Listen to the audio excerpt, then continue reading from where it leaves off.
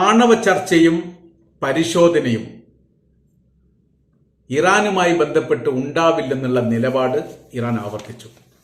ഇത് രണ്ടാം ഘട്ടമാണ്. അമേരിക്ക ഇടപെട്ടുകൊണ്ട് ഇറാനുമായി ആണവായുധ ചർച്ച നടത്താൻ താല്പര്യം കാണിക്കണമെന്നും അതിനൊരു സ്ഥലം കണ്ടെത്താൻ വേണ്ടിയിട്ടുള്ള സാഹചര്യങ്ങൾ ഒരുക്കണമെന്നുള്ള അപേക്ഷ മധ്യസ്ഥൻ മുഖാന്തരം ഇറാനോട് പറഞ്ഞത്. ഇറാൻ പറഞ്ഞു, ഞങ്ങളുടെ നയങ്ങൾക്കും നിലപാടുകൾക്കും സമീപനങ്ങൾക്കും ഒന്നും ഒരു മാറ്റമില്ല. ഭയപ്പെടുത്തി കീഴ്പ്പെടുത്തുക എന്നുള്ള അമേരിക്കയുടെ നയങ്ങളും നിലപാടുകളും തങ്ങളെടുത്ത് വില പോവുകയില്ല. നിങ്ങൾക്ക് അങ്ങനെ നിർബന്ധമാണെങ്കിൽ നിങ്ങൾ ചെയ്യേണ്ട കാര്യം നേരെ നിങ്ങൾ ഇസ്രായേലിൽ പോവുക, അവിടെ ഈ പറയപ്പെട്ട ആണവ പരിശോധന നടത്തുക, ആ റിപ്പോർട്ട് പുറത്തുവിടുക. പുറത്തുവിട്ടതിന്റെ അടിസ്ഥാനത്തിൽ പിന്നീട് ഞങ്ങൾ തീരുമാനിക്കും വേണമോ വേണ്ടവോ എന്ന്. ഈ ഒരു മറുപടി പറഞ്ഞതോടുകൂടി അമേരിക്കയും പെട്ടിരിക്കുകയാണ്.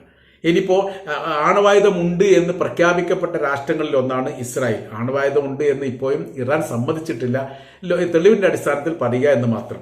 അങ്ങനെ വരുന്ന സമയത്ത് വലിയ പ്രതിസന്ധി ഉണ്ടായി. ട്രംപിനെ സംബന്ധിച്ചിടത്തോളം റഷ്യയുമായിട്ടുള്ള ചർച്ച, അതോടൊപ്പം തന്നെ ഹമാസുമായിട്ടുള്ള ചർച്ച, ഉക്രൈനുമായിട്ടുള്ള ചർച്ച, ഇതിന്റെ അടിസ്ഥാനത്തിലൊക്കെ ഈ മേഖലയിലൊക്കെ സമാധാനം കൊണ്ടുവരികയും യുദ്ധവിരാമം ഉണ്ടാക്കുന്നതിനെ കുറിച്ചൊക്കെ വലിയ മുന്നേറ്റം ചർച്ചയിലൂടെ ഉണ്ടായിട്ടുണ്ട്.